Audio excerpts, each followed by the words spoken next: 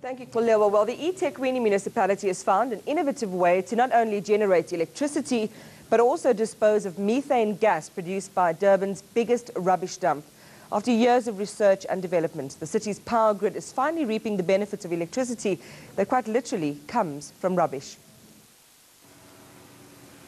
Converting your rubbish to electricity.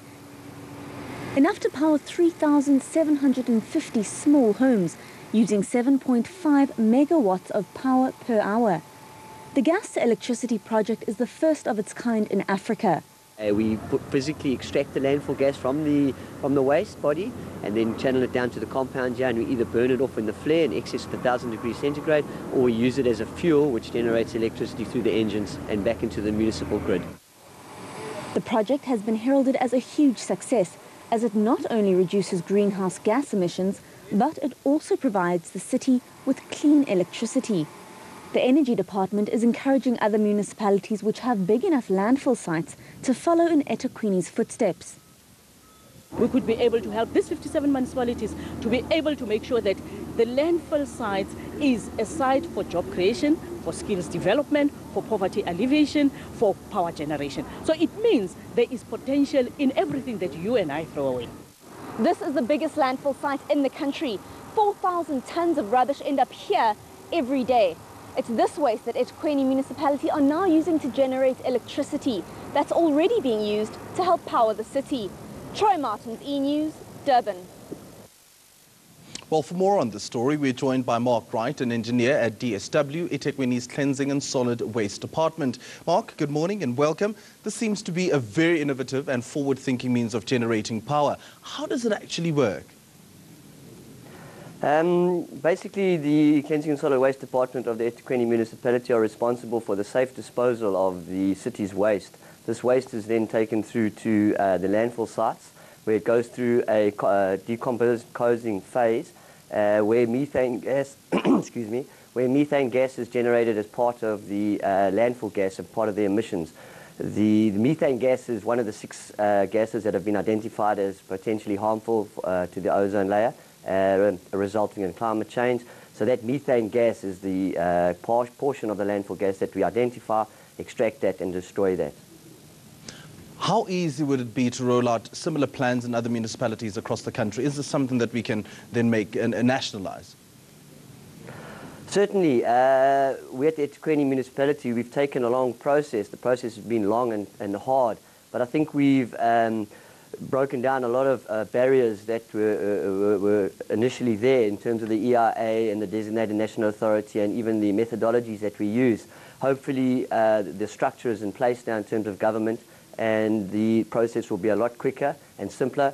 With the lessons learned with us, I'm sure that these technical lessons can be shared with other municipalities, and hopefully it will improve and a lot more projects will be successful.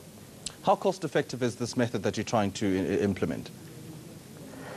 Without the CDM process or the CDM mechanism, it would not be cost effective. In terms of generating renewable energy, it is more expensive than the coal-powered electricity generated by Eskom.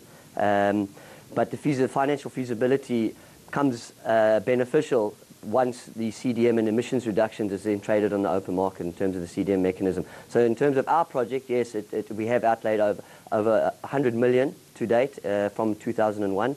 But we hopefully will benefit in the short term once the verification and the certifications of the emissions takes place and the city then reaps the rewards. Mm-hmm. We hear the Minister of Energy, Dipuo Peter, speaking about job creation and poverty alleviation. How many jobs has this created, and how can we then make sure, if we do take it to other parts of the country, that it does the same?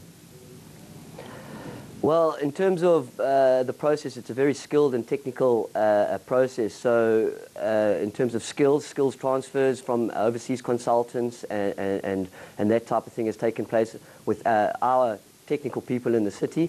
All our procurement processes have taken place with the procurement department, and local labour has been employed. We have students that have got bursaries from the eThekwini Council, and most of the labour that is involved in the project now, unskilled, semi-skilled, are also from the local community, etc. So we are hoping that the benefit will be during the construction phases for the unskilled and the semi-skilled during the operational maintenance phases, and then of course the technical skills with your professional engineers and professional people will be transferred through the other municipalities at a later stage through us. How long and how much does it cost to set up a project of this magnitude? As I said, we in the city have been involved in the project since 2001.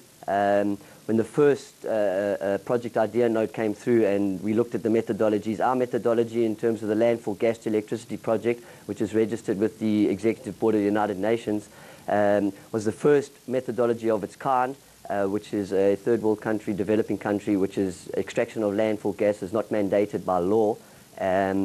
So that process was long and hard. But the methodologies that we use now are a lot more simple, and the process of getting CDM registration, which allows the feasibility of the project to kick in, is quicker as well. So hopefully the processes will take a lot quicker. So we would say probably between 2 and 3 years from the project inception to registration. We'd hopefully be about 2 or 3 years. Well, thank you very much. That was Mark Wright, an engineer at DSW, eThekwini's Cleansing and Solid Waste Department.